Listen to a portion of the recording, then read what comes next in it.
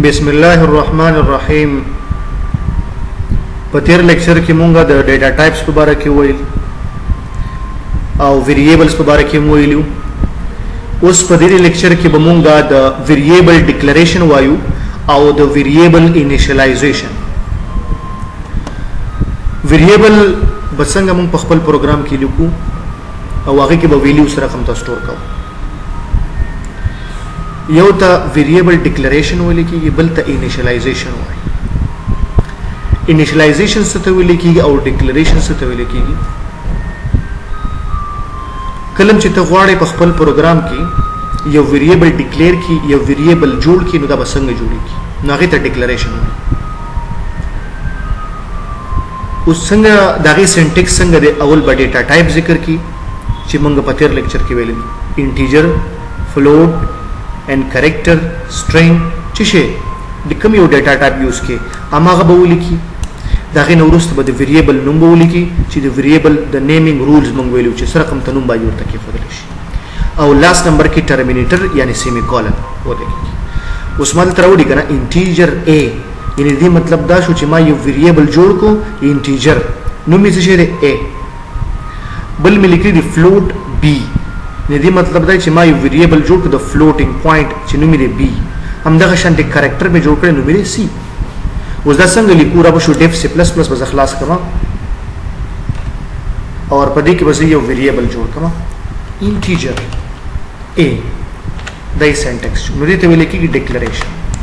اوس ما یو ویریبل څه کو ډیکلیئر ک جوړم ک. اوس په دې کې به سلور بایټه پورې ډیټا ز ثبت کول شم چې پورنی لیکچر کې موږ ویل. زه غواړم فلوټینګ پوینټ فلوټ بی، یعنی په دې کې به یوازې ثابت عددونه ثبتېږي او په دې کې اشاره دار هم ثبت کېږي. زه لیکم کریکټر سی. اوس په دې کې به یو سنگل کریکټر سٹور کېږي دا شانتي. زه لیکم سټرینګ نیم، یو نوم کې ثبت کولای شم، هر څه اډرس ثبت کوم، یعنی په دې کې به اوس هم سلور بایټه ډیټا ثبت کیږي. نو دا موږ سره د ویریبل ډیکلریشن چې یو ویریبل سره کوم ته جوړیږي، بس دا ډیکلریشن طریقه ده. بل طریقه موږ سره دا هغه ته ویل کېږي ویریبل انیشلایزیشن، چې اول به ډیټا ټایپ ولیکي، به د ویریبل نوم به ولیکي، به د ایکوال ساين ولیکي، دا غینه پس به ویلیو او اخره کې ټرمینیټر. یعنی مطلب دا دی کله چې یو ویریبل ته ولیکي او ویلیو دی پکې نه سٹور کړي، بس دا ډیکلیئر شو. کله چې ته ډیکلیئر کی او همدلته پکې ویلیو مور واچي، بس دا انیشلایز شو. لکه مثال اوس انټیجر a دی کنه، زه غواړم مساوي په دې کې ما سب کړل لاس عدد، دا انیشلایز شو. دا ډیکلیئر دی او دا انیشلایز شو چې مخکې د مخکې ورته پکې منګ لاس عدد هم سٹور کړ. په دې کې ګوره مساوي فلوټ ډیټا ټایپ دی کنه، زه به ولیکم چې 3.12 دې کې دا سٹور شو. اوس دا کریکټر دی، نو زه به دلته راشم مساوي او دلته به ولیکم چې سنگل کوټ، بیا سنگل کوټ په دې مینس کې به ورته یو سیمبول اینډ ساين مته ولیکم. ځکه تاسو ته ما ویلي چې کلم کریکټر ثبت کړو هغه د پر سنگل کوټ ضروری دی. سټرینګ ثبت کوم، سټرینګ د پر مساوي زه لیکم مثال احمد سنگل کوټ. نو دا موږ سره شو انټیجر ډیټا ټایپ، فلوټینګ پوینټ، کریکټر او سټرینګ. ام ډیکلریشن مو شو، ام انیشلایزیشن مو شو. اوس غواړم موږ د سی اوټ او د سی ان فنکشن په باره کې اوس خبره کوو. د سی اوټ باره کې موږ سره خبرې کړې دي، خو اوس بیا هم راځو سی اوټ او د سی ان په باره کې. سی اوټ فنکشن is used to print string and whole and value of variable. سی اوټ فنکشن چې کوم دی دا مونږه څه کوي؟ پرنٹ کوي، په سکرین باندې راته ډسپلی کوي. څه شی راته ډسپلی کوي؟ مونږ ته یو سټرینګ یا د یو ویریبل ویلیو چې کومه دغه مونږ ته ډسپلی کوي. لکه څنګه سی اوټ ویریبل نوم ولیکي. لکه مثال لیکم دلته یو ویریبل مې ولیکه، فار ایگزامپل انټیجر مارک، پکې سٹور مې کړ 0 عدد. اوس زه غواړم دا په سکرین پرنٹ کما، نو زه به لیکم سی اوټ، به به دا انسرشن اپریټر، دا غي نه پس به لیکم چې مارک. یعنی دې مطلب دا شو ما وتل چې په سکرین ته پرنٹ کا، څه را پرنٹ کا مارک. مارک یو ویریبل دی په دې کې چې کوم عدد پروت دی هغه عدد ماته پرنټ کړه. اوس بزره شمه کمپایل ان رن باندې بکلیک کما تاسو یو ګورئ ماته زر په سکرین باندې ډسپلی کړ. نو دا کار د چاو دا کار مونږ سره د سی اوټ کار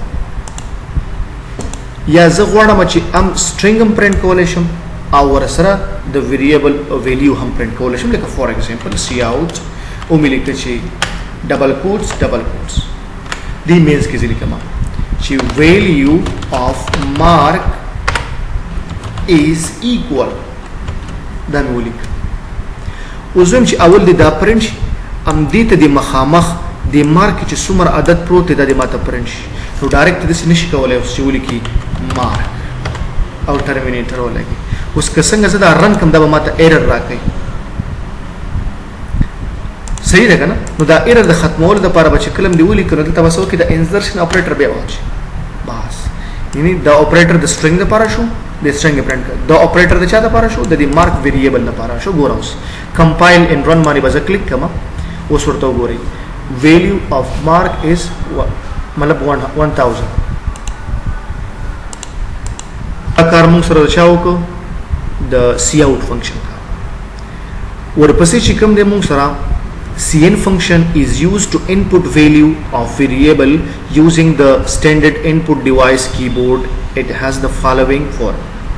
یعنی کته چرته غواړي یو ویریبل ته د پروګرام پر رننګ حالت کې یو ویلیو ورکي نو د cn فنکشن په تر باندې ته کولای شي چې یو نمبر وکړي. لکه فور ایگزامپل مثال دا مې ختم کو اور دا مې ختم کو یو ویریبل می جوړ کا انټیجر سپونو باندې ویریبل مار اوس زه غواړم چې دل نمبر ورکم. نو یو طریقه خدا دا چې راشه مساوي او د سیولیک سل نمبر مې پکې سٹور یو طریقه دا. او زه غواړم دا پرنٹ کوم نو سی اوټ او ورته لیکم چې مار او را بشم کمپایل ان رن باندې بکلیک کوم پرنٹ بشي. دا یو طریقه ده. بل طریقه دا چې دینه د اصل لري کا او لاندې راشه هم دې کې ولیکه چې مارک ویریبل کې تاسو کا نمبر سٹور کا 100 نمبر 500 د سیده هم یو طریقه ده. بره یو کې به ډیکلیئر ک لاندې می انیشلایز ک او به په سکرین باندې پرنٹ ک اوس راشه کمپایل ان رن دا مې یو طریقه ده. ګوره 500 بالکل صحیح جواب راته راک. خو زه غواړم چې دا 500 کې دې شي دا خو رننګ حالت کې زل لسم ورکوم شلم ورکوم 500 ورکوم دا خو ثابت عدد زنه ورکوم کنه تا 500 ولګي اوس هر پیره چې دارن کینو 500 عدد به پکې زه غواړم چې رننګ حالت کې ورکم. نو دا بلری کې ځکه او را بشي سبا کوم فنکشن بولېږي cn او دا ایکسټرکټ اپریټر بولېږي دا سی اوټ کې مطلب داسې لګيږي او cn کې داسې لګيږي. کوم ویریبل ته ویلیو ورکې ویریبل نوم څه مارک او اخر کې سیمه کولم یو ویریبل ډیکلیئر شو دا به رننګ کې موږ نه ویلیو وغواړي د دې کاردار چې هغه ویلیو چې موږ پر رننګ حالت کې ورکړی دا هغه بیرته موږ ته په سکرین پرنٹ کی. لکه اوس ورته کمپایل ان رن باندې کلیک کوم اوس ماته سوي بلینکینګ کوي ویریبل ډیکلیئر شوی دی ولته cn کې ماته ولاړ دی ورک ویلیو وي. زه ورکوم فار ایگزامپل 800 چې څنګه زه انټر پریس کوم نو ډایرکټ به ماته شی وخی 800 بیرته بیا وخی ګوره د اولنی 800 د cn کارو دا دویم 800 د سی اوټ کارو. اوس غواړم د دې نه مخکې یو سټرینګ امو لیکم چې خلکو ته خو پته ولګي کنه دلته ورشي سی اوټ او ته لیکم چې انټر ویلیو اف مارک داسې. یعنی څه مطلب شو یو نمبر ولیکه د چا لپاره یو مارکس ویریبل لپاره اول به دا په سکرین پرنٹ شي به ماته ولاړ بلینکینګ به کوي د cn به ودرولې ورک نمبر چې هر نمبر مې ورک او به ماته په سکرین پرنٹ شي. ګوره رن نو ګوره ماته څه وایي ګوره انټر ویلیو اف مارک دا پرنٹ شو. اوس دلته بلینکینګ کې ولاړ دی دی ودرولې cn ودرولې دی. فار ایگزامپل ما ورک لس چې څنګه زه انټر پریس کوم د لس وبېرته ماته دا سی اوټ شو کی ګوره نو دا موږ سره د cn او د سی اوټ فنکشن کار موږ سره.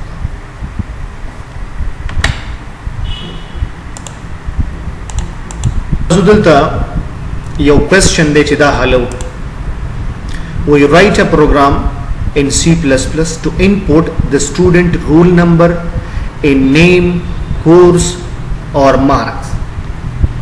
یعنی داسې یو پروګرام ولیکي تاسو په سی پلس پلس کې چې تاسو نه په انپوټ کې دی یو سټوډنټ رول نمبر وغواړي، بیا یې نوم وغواړي او بیا یې کورس پوښتنه وکړي چې کوم کورس کې دا داخله کوي، بیا یا مثال کوم کورس کې دی او بیا د هغې نمرې او ورپسې بیا دا ټول ډیټا چې موږ انپوټ کې ورکړې دا باید موږ ته په سکرین باندې څه کړي پرنټ کړي. اوس دا به څنګه کوو؟ د هغې دپاره زه راځم سی پلس پلس ته، دا ټول به زه لرې کړم. اول انټیجر رول نمبر په نوم باندې یو ویریبل جوړ شو، بس.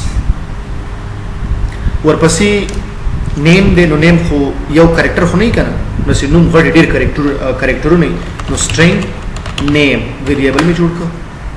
بل ورپسې چې شی دی موږ سره کورس دی، نو دا کورس کې خو یا به ډي ای ټي یا به سی ای ټي یا به یو پروګرام وي که نه، زه به دا خو سټرینګ کې والم کورس.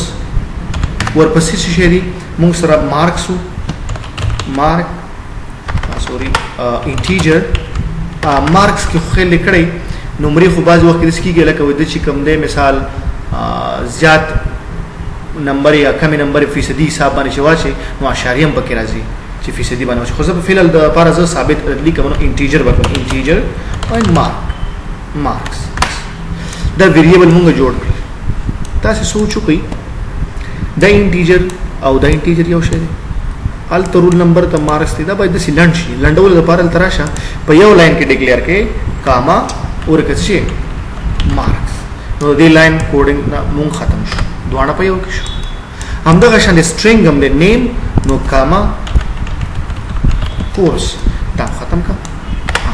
یعنی کله چې یو قسمه ډیټا ټایپ وي نو ته کولی شي 5 ویریبل په یو لاین کې هم ډیکلیئر کولی شي. څه کم اپریټر به یوز کې کاما د جداوالي لپاره. ښه اوس راځم نو زه به ولیکم سی آوټ انټر سټوډنټ رول نمبر، دن بیا به ولیکم سی ان ځکه انپوټ کې نمبر وغواړي، کوم ویریبل کې سب شي رول نمبر سیمی کالم. نو دا یو کار وشو د څه لپاره؟ د دې رول نمبر کار ختم شو، انپوټ کې نمبر وغوښتل شو. اول به دا په سکرین پرنټ شي، بیا به رانه ودرېږي رول نمبر کې به دا ویلیو سټور کړي. بیا بل ته راځو سی آوټ بل څه شی دی موږ سره نیم دی، نو زه به ولیکم چې انټر سټوډنټ نیم. دا نیم سی ان به کوچرته په کوم ویریبل کې په نیم کې سټور شي. د دې دویم کار هم ختم شو. اوس خبر د کورس ته، نو زه بیا دلته راشم ولیکم سی آوټ انټر کورس نیم، د کوم کورس کې داخله کې نو اوس دې کار هم ختم شو. ورپسې بیا راځم سی آوټ انټر سټوډنټ مارکس، سی ان مارکس.